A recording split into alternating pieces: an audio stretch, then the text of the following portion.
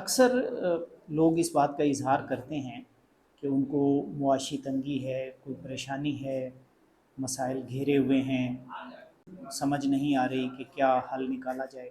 دیکھیے، دو باتیں تو طے ہیں۔ پہلی یہ کہ جو بھی پریشانیاں آتی ہیں اس میں انسان کے اپنے اعمال کا کہیں نہ کہیں عمل دخل ہوتا ہے، وہ اللہ تعالیٰ کی طرف سے یقیناً نہیں ہوتی ہے۔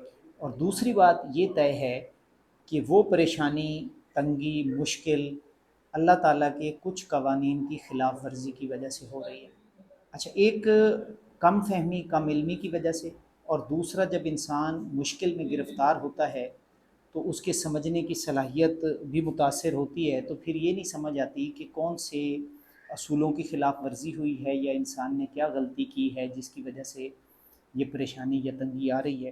تو اس کا ایک سادہ سا طریقہ ہے کہ بجائے یہ سمجھنے کے کہ غلطی کیا ہے، چند ایک اصولوں کو مد نظر رکھ لیا جائے تو نہ صرف یہ کہ مشکلات ختم ہو جائیں گی بلکہ آسانیاں بھی انسان کو حاصل ہوں گی۔ سب سے پہلی چیز جو انسان کو کرنی چاہیے کہ وہ اپنی فضول، غلط، لغو مصروفیات کو ختم کر دے، ان سے کنارہ کشی اختیار کر لے۔ ہر وہ مصروفیت جو کسی کو تکلیف پہنچانے کا، وقت کا ضیاع کا باعث بن رہی ہو، یا سرمایہ کا یا کسی بھی قسم کی صلاحیتوں کی ضیاع کا سبب بن رہی ہو، ان کو ترک کر دینا چاہیے۔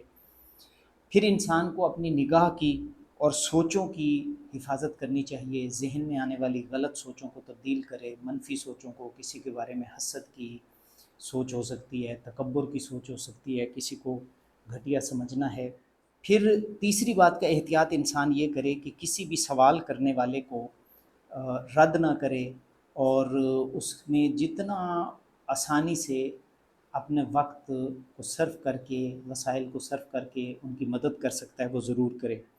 اور پھر چوتھی بات یہ کرے کہ دوسروں کو اپنے سے کم تر اور حقیر نہ سمجھے۔ پانچویں احتیاط یہ کرے کہ کسی بھی اچھی ذمہ داری جو اس کے اوپر آتی ہو، گھریلو، ذاتی یا معاشرے کے حساب سے، اس سے کوتاہی نہ برتے اور اس کو ضرور پورا کرے۔